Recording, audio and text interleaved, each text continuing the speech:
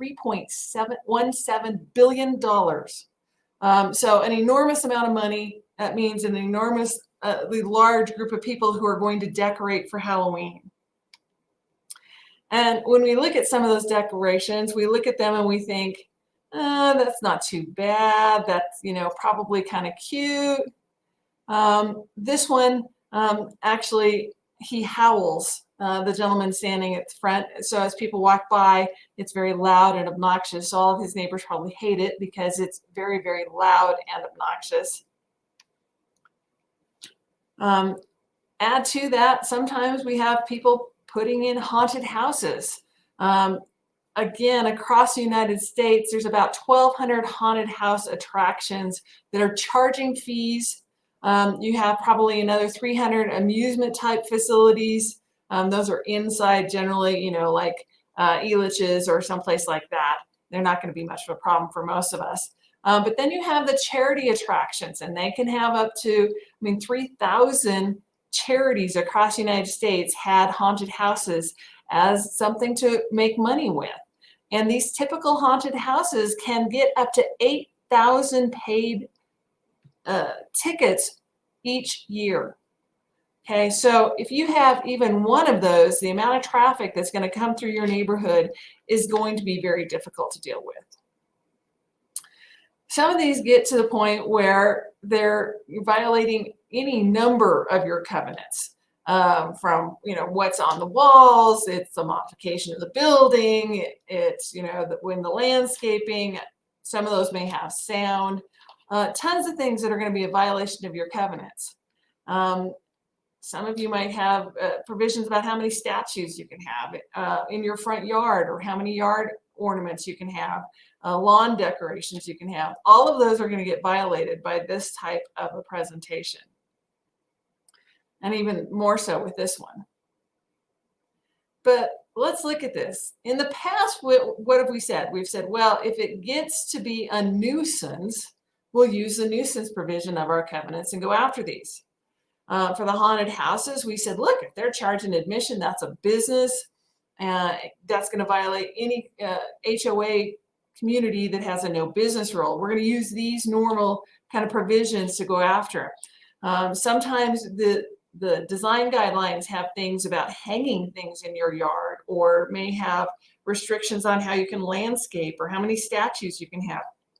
These were all covenants and or rules that we could use to address the enormous amount of Halloween decorations that would be going in, and or the traffic that was going to be caused by people driving by to see it, or driving by to visit it, or driving by to pay to go to attend a haunted house.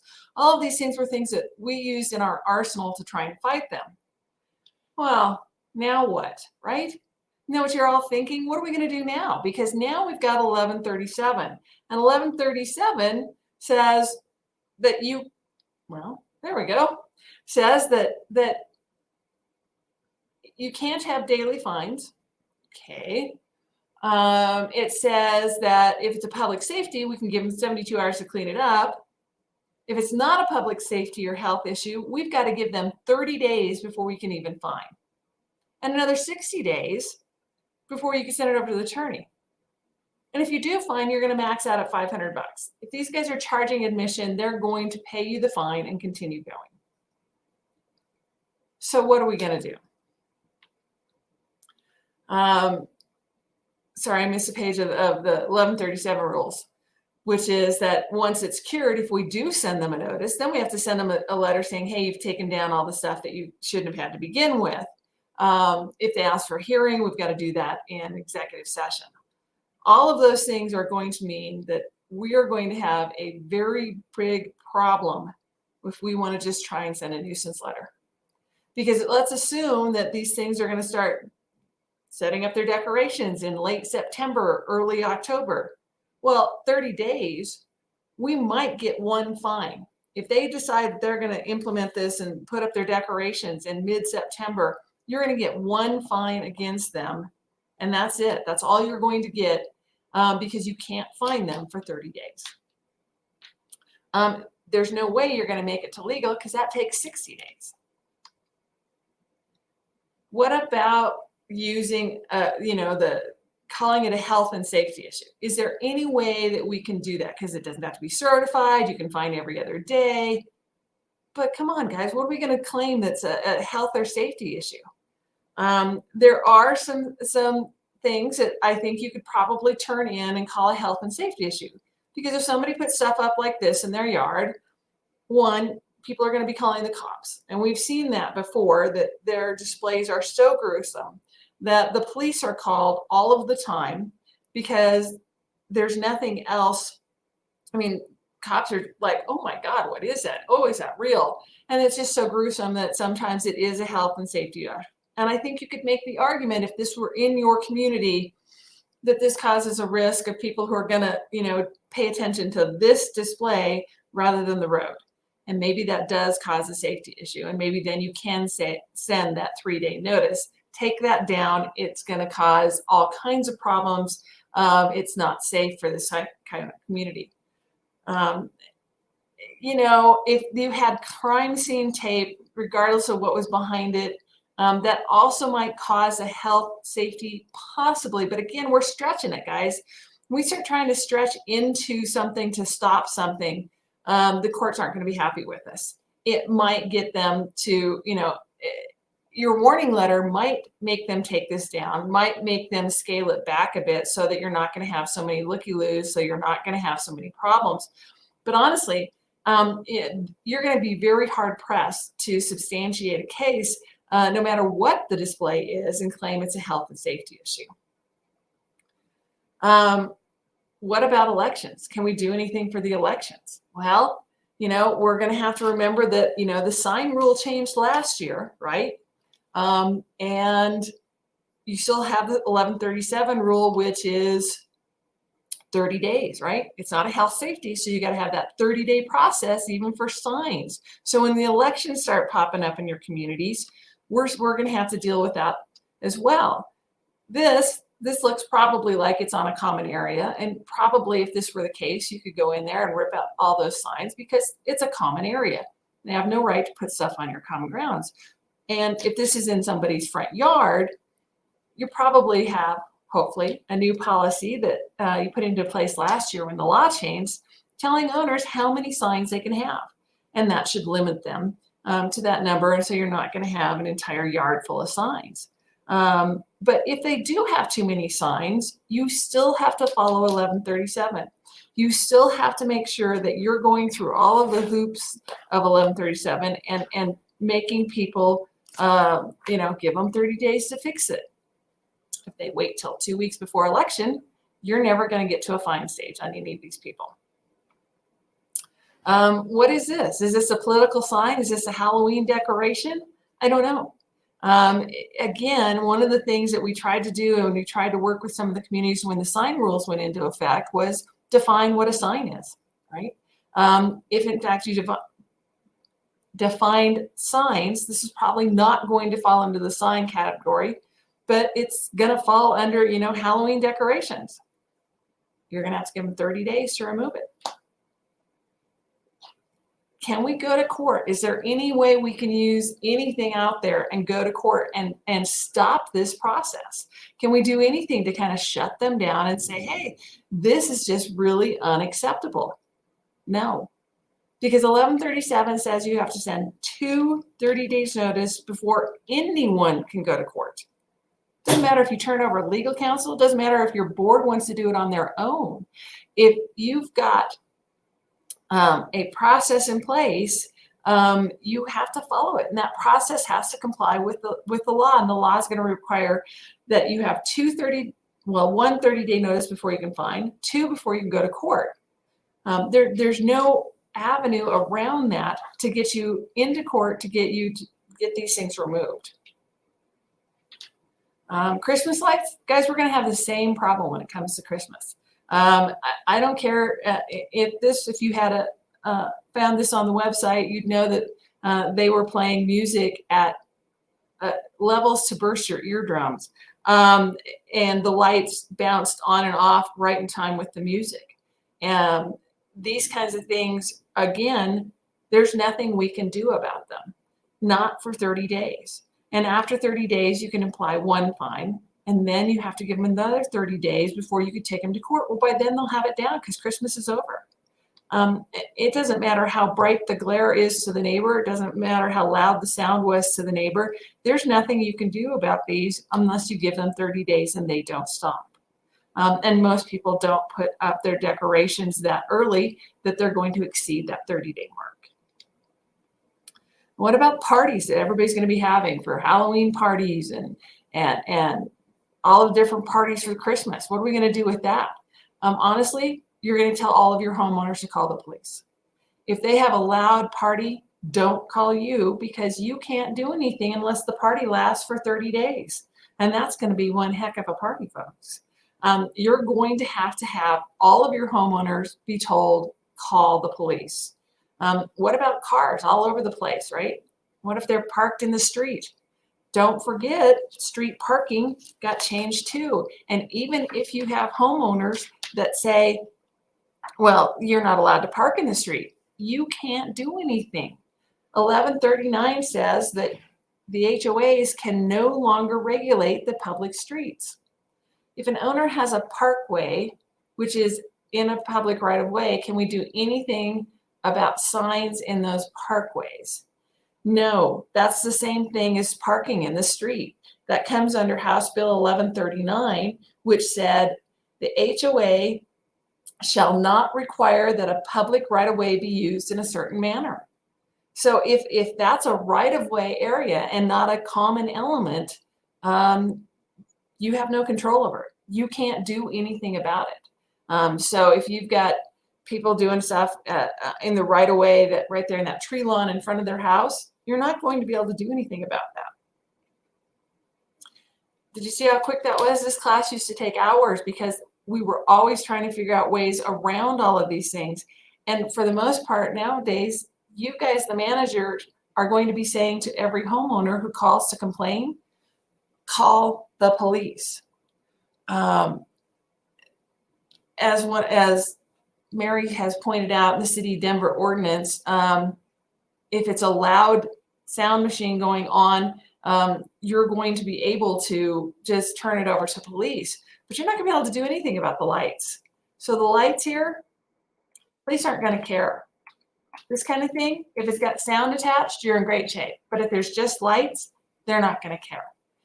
Parking, you get people coming and going and changing the parking restrictions. There's nothing the HOA can do. You can't enforce on the city streets anymore, and you can't go after them for nuisance unless they've exceeded 30 days. With all of the 1137 requirements nowadays, there's not anything that we can help with. If this is, it's kind of like most of you guys had policies, and within those policies, and you saw the new policies, we've pulled out all the repetitious problems. Why? Because the repetitious problems, there's no way we can take action because your fines stop at $500, right? If $500 is your max on a repetitious violation, the homeowner can pay the $500 and you're done. You can keep sending letters if you want, but you can't do anything else except go to court. Question, do the new laws apply to the metro districts? It depends. And the reason it depends is some metro districts, the way they're set up, we are enforcing covenants and Kiowa still applies. If Kiowa does not apply, then 1137 doesn't apply to you, and the metro districts can go ahead and send the nuisance letters and follow your covenant enforcement policies as they were set up. Sorry if you heard 49. 1139 is the bill that regulated public rights of way, not 49, 39. Sorry, I sound like I have a frog in my throat. Oh, Barrett, that's music to my ears. I would love to find a way to make this garbage go away. The legislation is garbage, and the only thing is every time you get these complaints, you guys, each one of you, whoever you are, start looking up the legislature, the representative in your area, get their phone number, their office number, their emails, and pass it out to every homeowner who's complaining to you, because you can't do anything to enforce the covenants thanks to them. And if you make their life difficult, then they'll think through that you can't give 30 days on every violation. Okay, question, can't tow. Okay, so towing is under the House Bill 1314. Parking in the city street is House Bill 1139. So if in fact your covenant said owners can't park in the streets, House Bill 1139 will now prohibit all of you from enforcing that. So 1139 means we don't care what's in the street. You can't regulate what's in the street. That's not yours to deal with. Unless your HOA owns the city streets, 1139 says associations cannot take action on city street. So you couldn't tow, you can't send them a fine, nothing. It's in the city streets. As for towing, that's under Bill 1314, and it says if you do have private streets and you do have the right to tow under your private streets, you have to jump through all the hoops of House Bill 1314. And that means there has to be a sign telling everyone who enters your community that you can tow in that community. The signs have to have a 4-inch by 4-inch international towing symbol on them. That sign, as I said, has to be at every entrance to the community. It has to be at least 5 feet high, but not taller than 8 feet high. And then you can only tow if the car is there for 24 hours nonstop and never moves, and it's tagged at the beginning, right? And then it sits there for 24 hours after it's tagged, then they can tow it. If it moves anytime in that 24 hours point, you can't tow unless you've tagged it 3 times. Or on the 3rd time that they're in violation, you can tag it. So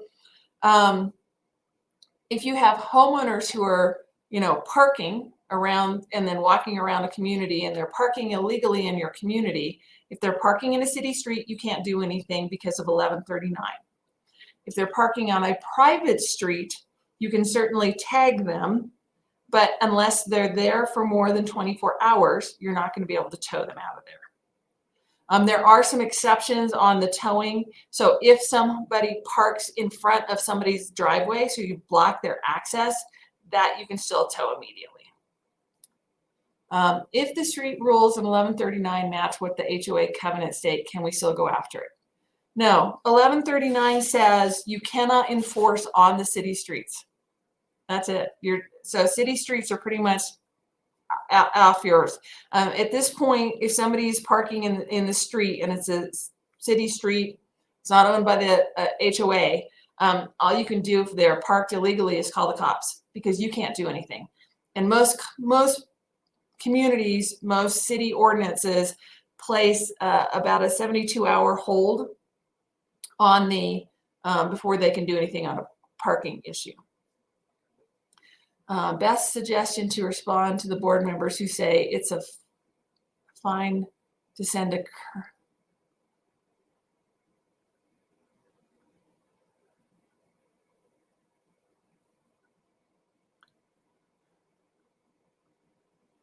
question, can you just send a courtesy notice for parking in the city street? I think that would be a violation of House Bill 22-1139, because it says, additionally, the association shall not require that a public right-of-way be used in a certain manner. So they're asking you, if a board member says, I want you to send a letter, it's just a courtesy letter, it's not a fine letter, I just want you to send a courtesy letter telling them not to park in the street. That I think you need to talk to your manager, your management company, and have a decision. Are you willing to break the law? Because that's what they're asking you to do. the law says you shall not require anything in the public street. So if your board says, I'm not asking you to find them, I just want you to send a courtesy notice, your response to the board would be, no, you're asking me to break the law. Why weren't we required to write policies for use of common elements and towing? Because, so Kiowa section 209 it's 209.5 is the section that says you must have 9 policies. And so you guys had to rewrite 3 of the 9 to bring it into compliance with 1137. There is no requirement to have a policy on use of common elements in towing. If you have common elements in towing, we're happy to work with your community and help you develop a policy to help you understand how you can tow, when you can tow, and what the proper process is. But it's not a required policy under 209.5.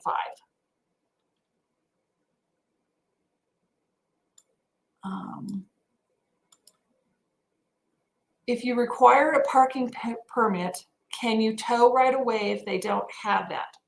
I don't believe you can.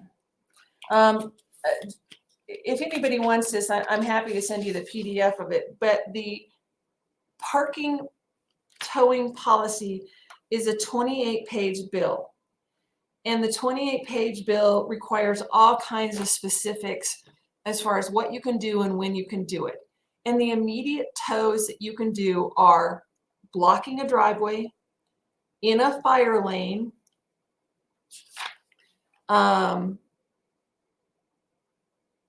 pursuant to a court order, or they've received 2 prior notices. I don't believe the lack of a permit will give you the ability to tow right away. And I believe that the way those statutes worded, like I said, it's a 28-page bill and it bounces all over the place. And it's mostly about stopping the tow company. But again, to even consider towing, you have to have the proper signs. They have to be at every entrance. And the safest way is to tow the 3rd time they're there. Based on the new legislation, is it safe for community managers to report issues to the police and or to city authorities, or should we tell homeowners to do so? Not sure if it puts the association at risk to take any action related to issues in the right of way. So I don't think it's a violation of law for you to pass on a complaint about what's happening in the right of way. But I don't think the cops are going to care if you didn't personally see it.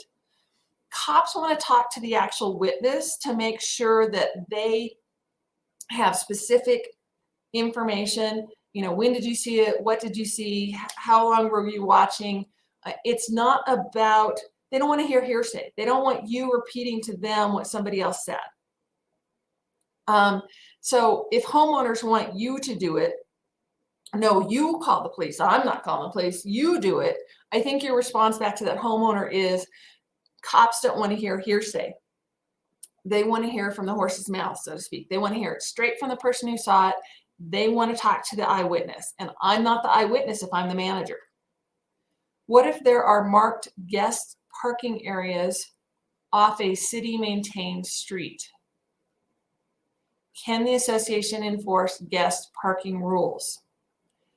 If the guest parking areas are on land that is a common element, meaning the HOA owns that land, even though it's off a city street, but it's actually on, on the land that's owned by the HOA, then the HOA can enforce it. You can continue to enforce on land you own. The fact you get there off a city street doesn't change that. Someone said, can I get the slides? The slides were already emailed out before the class, so that should already be there in your email box. If it's not, check your spam. Clarify what we can do or cannot do on day 31. So you've sent out a letter, and on day 31, if you haven't received anything from the homeowner saying, hey, I fixed it, you have 7 days, so from day 31 to day 38, to go inspect the property. And if you have sent them that first letter that says you may get a fine if you don't stop this, and you go out and inspect it in that 7-day period, if you find it's cured, you have to send them a letter saying, thank you, it's cured. There are no fines on your account for this violation. If it's not cured, you can one, say it's not cured, and would you like to have a hearing with the board, or you have to give them a second 30-day window to cure before you can turn over or take legal action. So at the end of 30 days, you have to inspect, you have to find out, and there has to be a second letter. That letter may be, hey, owner, you cured, or hey, owner, you didn't cure, and we're going to turn over to legal counsel. I am selling a property in an HOA that has none of the 9 required policies or is registered to the state. What is the liability for the HOA for not complying? That sounds like a private individual against an HOA, and I only represent HOAs. What about fines as they relate to ACC guidelines and submissions? So a homeowner that is a year past due on submitting ACC plans and has moved forward. They were fined previously. Do they now get to start all over with this new bill? So the law requires, and the law was all about notice, right? That was their big focus. Notice, notice, notice. So you'll notice in the collection, you have to post it on the door. What you notice in the covenant world is there has to be one letter that must be certified. Okay. So if in this homeowner who for the past year hasn't submitted ACC plans, if one letter has gone out that's certified and it's been at least 60 days, you can turn it over to the attorney now. If you want to do fines now, the cap at fines is $500. So depending on what you've already fined them, you may have already exceeded your $500 cap. Court's not going to support any fines past that $500. So if they've already been fined, you may just need to turn it over to counsel. You said in your question, now they've moved forward. The minute they started building, your statute of limitations started ticking.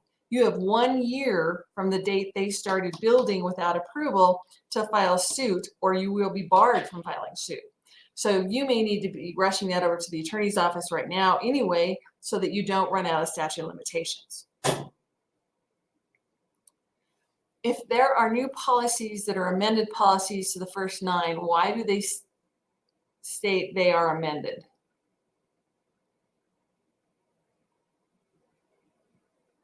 I think most of the policies just state what they are and when they take effect. I don't think that most of them say they're amending, because they're so significantly changed that it wasn't like it's a small amendment to the deck. This was like a rewrite. When do you apply the first fine for the violation? You apply the fine after they've had an opportunity for hearing. That part hasn't changed. That part of the statute is still the same. Do all hearings need to be in executive session? The law says that all hearings should be in executive session. That's why your conduct of meetings policy was changed. Now, if your homeowner doesn't want it to be in executive session, they could opt out of it and say, I don't want to do this in executive session. But I would recommend, if you do that, you make sure that you do get that in writing from that homeowner. Because again, if you don't have the homeowner in writing say it shouldn't be in executive session, I want everybody to know it, they could always challenge you that you violated the terms of 209.5, which now says that it should be in executive session. So whether it's a collection matter that you're turning over for work, or whether it is a covenant hearing, you should schedule it with the presumption you're going to do it in executive session. If the homeowner says, I don't want it there, fine, have it in open session. That's their choice to take it out, not yours, because you'll just get in trouble for it. Does anybody else have any other questions about this lovely House Bill 1137 that we're trying to deal with? Can we charge the certification charge back to the homeowner? Okay, so there's a bunch of questions here. Yes, for the most part, your covenants are probably going to allow you, it's really going to depend. I'm sorry, I'm waffling here. If in fact you are a community that is a post-Kiowa community, post-Kiowa communities have a provision in Kiowa that says, if misconduct causes the association to incur an expense, that expense can be charged back against the owner. So if you have a post-Kiowa community, you're great to charge the certification charges back to the homeowner. It's misconduct, you have to send it certified. That's going to be something that clearly you can put on the homeowner's ledger. If they're pre-Kiowa, it's really going to be dependent upon the declaration, and if there's any ability in the declaration to allow you to say this is a charge that should only go against the homeowner in violation, not someone else. So that's going to depend on whether they're pre or post, and if they're pre, what the declaration allows for. So I can't really guess on that one. Can we fine on the 38th day if the violation is not cured? It's still that same policy as it was before. You have to offer a hearing, right? So your notices that go out, your 30-day notice that goes out, since it's telling them they can be fined if not corrected, right? That's your fine notice. It should have in there an offer for a hearing. So if they did not ask for a hearing within 10 days of getting the fine notice letter, right? And if they didn't cure after 30 days, then yes, you could actually impose the fine whatever day you went out and inspected it. So if you inspected it on 31 days and they hadn't asked for a hearing on it and they hadn't corrected it, then on the 31st day, you could impose the fine. Does it have to go for a hearing before fine? Yeah, I mean, you have to offer them the hearing. It's just like before. That part has not changed in the statute. You must offer that hearing. So your fine notice, your 30-day notice telling them they got 30 days to fix it, should have that same paragraph you guys used to have in your letters when you sent your normal fine threats. It should have, if in fact you want to have a hearing on this, you're entitled to have a hearing on this. What about excessive weeds? No, I can't see anything that is going to get you a health and safety on excessive weeds. I just don't see it.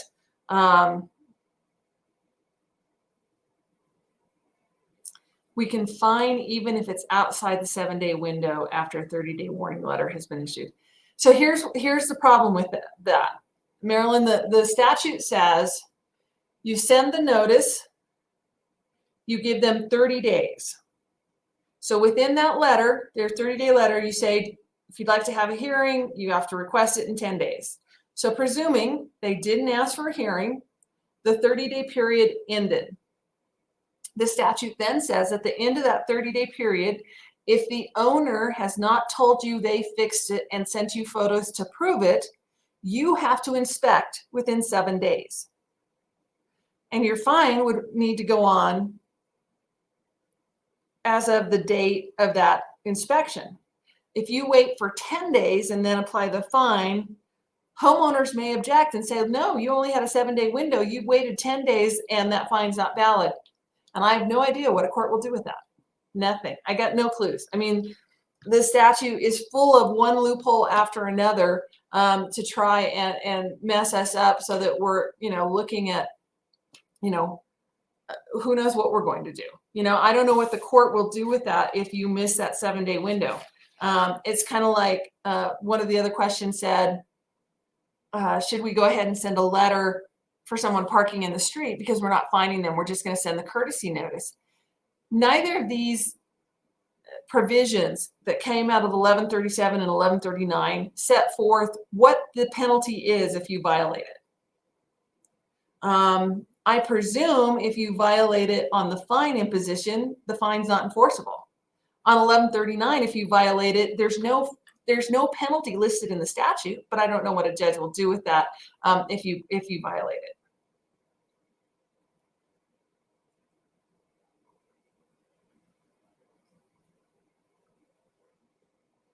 What is the thought process behind sending a follow-up letter if the violation has been cured? I think the legislature wanted to force the HOA to concede or put in writing, we agree it's cured. And because remember, once it's cured, not only do you have to tell the owner, we agree it's cured, but you have to tell them if there's any outstanding fine balances. So I think that was the intent. Does House Bill 1137 specify for covenant enforcement? No. So 1137 changes section 209.5 of Kiowa.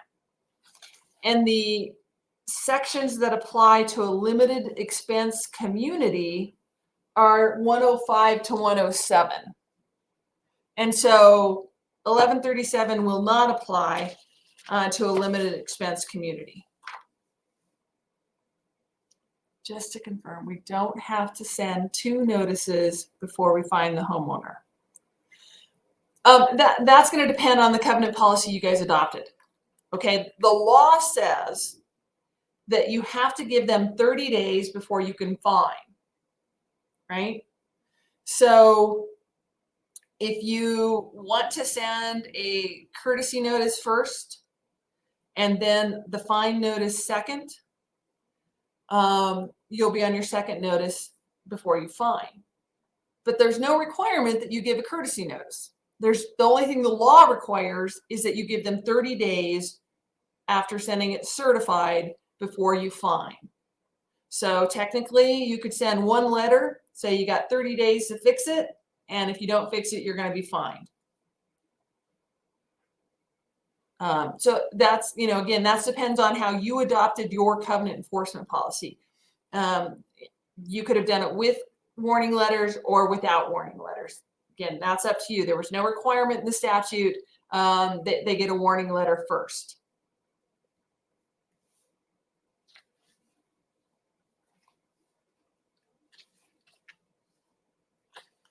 Anybody got any other questions? Oh, you guys are preaching to you're just singing to my choir. It is a nightmare. I don't think that the legislature had any thought pattern in their head when they adopted this other than to think about, people who are doing massive things to their property that they need 30 days to fix it. None of them were thinking about the fact that so many of you guys are tasked with sending violation notices for parties and loud noises and nuisance.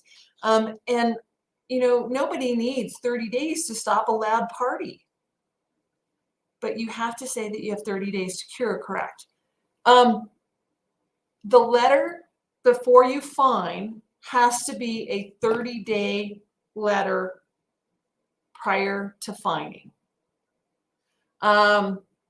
So like in the policies we adopted and we helped our communities with, you'll see that most of them are set up with a warning letter that's a 10-day notice. Why? Because I think you guys all know, you guys are working this, that you send tons and tons of letters out that are cured after that first letter, right? So if you only send the warning letter, and the warning letter is a 10-day, and there's no mention, I mean, absolutely no mention of fines in your warning letter, then you don't have to do the follow-up letter saying, hey, we agree it's cured, because there was never a threat of fine. So if your policies don't have that, you might want to think about working with whatever council you worked with to put in a warning letter. So you can have that first letter be something, it's just like the old courtesy notice, hey, you may not realize you're in violation of the covenants, you can't do this. You send that out, they get 10 days to fix. If they fix, you guys, the managers, the HOA, you do not have to send that follow-up, hey, it's cured. You only have to send the follow-up letter, this has been cured, and this is what fines have attached if you've sent a fine threat letter. And as Casey properly said, a fine threat letter has to be a 30-day notice sent out certified, giving them 30 days to fix it. And then if they don't fix it, they're fined. Okay. Obviously, parties, as Milagro said, barking dogs, trash cans, all these are ridiculous. Do we recommend that you write to complain to the author? Absolutely. We tried. If you guys are involved in CAI at all, you'll know that CLAC tried to explain that this is not going to fit. This doesn't work for communities. They have no idea what they're, doing to communities with this. But nobody heard us. We fell on deaf ears. So the more people who complain, because you guys put this into place, we can't enforce noise violations. We can't enforce barking dogs. We can't enforce, weeds is going to be difficult, guys. I mean, let's be honest. You guys have all had that one homeowner who complains about everything, right? Or the homeowner that no matter what you send them, they have to fight back on you. Can you imagine sending a weed letter to that one homeowner who always tries to take apart everything you send them, and say, you must remove all weeds. 31 days go by, you go out, inspect it, you see weeds, you apply the fine, and they challenge you and you go and say, no, that's a new weed. That wasn't one of the weeds that was there 30 days ago. I removed those weeds. That's new. Therefore, your violation, you can't fine me. Can you imagine, guys? I mean, weeds is going to be almost impossible as well.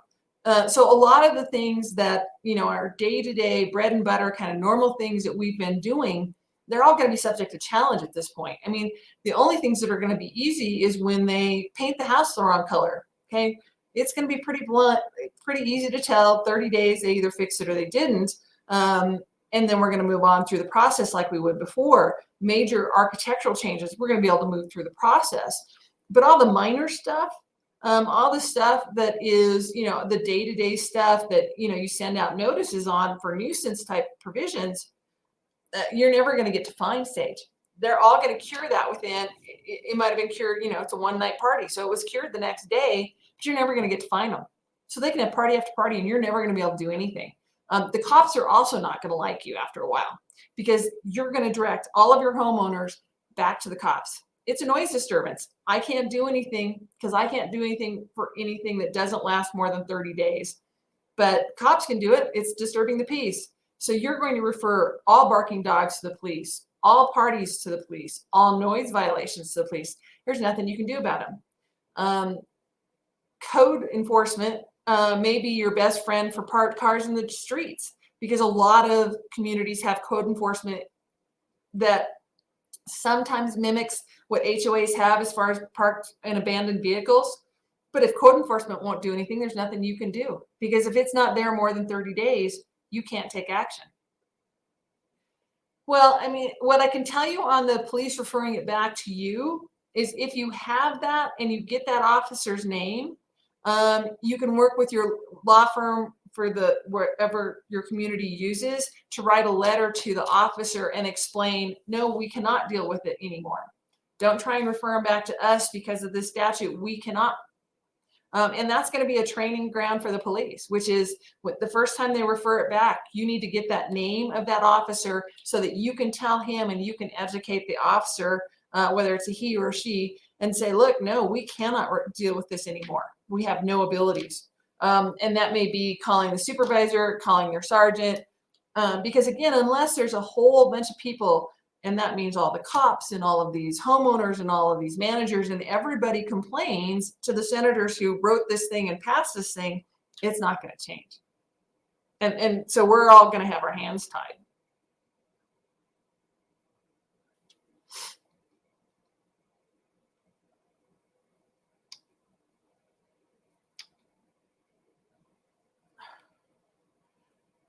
So one other thing I want to point out to you guys, since we're all sitting here and there's not much else I can tell you about how to deal with all of our lovely Halloween fun that we're going to have is, I expect some of you have probably already heard this, but I've already had one of my board members tell me that they're going to use the 72-hour public safety health issue against noise complaints because that affects the health and well-being of the neighbors. And I don't think that's going to fly. I don't think that there is anything that is going to fall within that 72-hour cure period unless it's a very clear health and public safety issue, right? And I don't think a loud party is going to fall under that. And I think if you try and use the 3-day cure period because it's stupid to give them 30 days to cure a party, I think the courts will laugh us out of the courtroom. I just don't think so. I think what you're going to see for the 72-hour cure period is if you actually have a situation that is a safety or health and welfare, it's going to be a case where it's a homeowner has a leak and refuses to allow access, and we have to get in there very quickly to try and deal with it to stop. And it's going to be the 72 hours is going to end, and you're going to immediately go into court. There's just not going to be a situation that health, safety, welfare are going to be used. And in fact, I've had a lot of communities that said that's a stupid thing. We're not even going to put it in our policy because we're never going to use it. Was the post office in on this to help their bottom line? I don't know. Maybe they were. They've been struggling for years, so maybe that somebody is on there lobbying really well for this. Will this change the frequency as to how we do our inspections for covenant enforcement? I don't know, but you need to know that, again, with that 7-day follow-up, you guys need to be thinking about that when you're writing your contracts with the HOAs about how you're going to follow up and who's going to do the follow-up. Maybe that's something that you're going to have to work with your board members. Okay, I'm going to do my inspections. I'll do them all the time, but I'm going to need you guys' help to do the 7-day follow-up, because if the 7-day follow-up doesn't fall within my weekly route or whenever you do your inspections, we won't be able to apply the fine. And that's something you certainly want to talk to your board members about, how that's going to happen. Never been to a party that lasted more than 72 hours. True. So again, yeah, even if you use the 72-hour cure period, you wouldn't even get to find the party on that one as well. True. Although, a few of these wedding celebrations that I've been reading about, that have been, week-long wedding events, that might happen. Not that I ever get invited to anything like that, but that might make it there.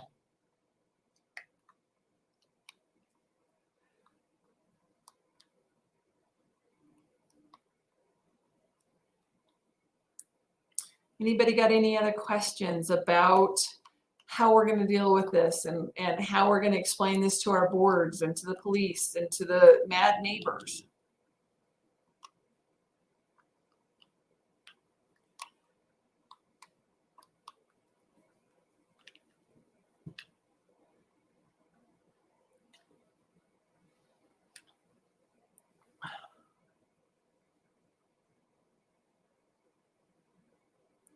It's so funny. I wrote this slideshow and somebody decided to spice it up, and it was concerning to me because it started doing this rolling action. I'm like, wow, why is it rolling?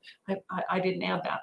So thanks everybody for your great questions. Good luck with 1137.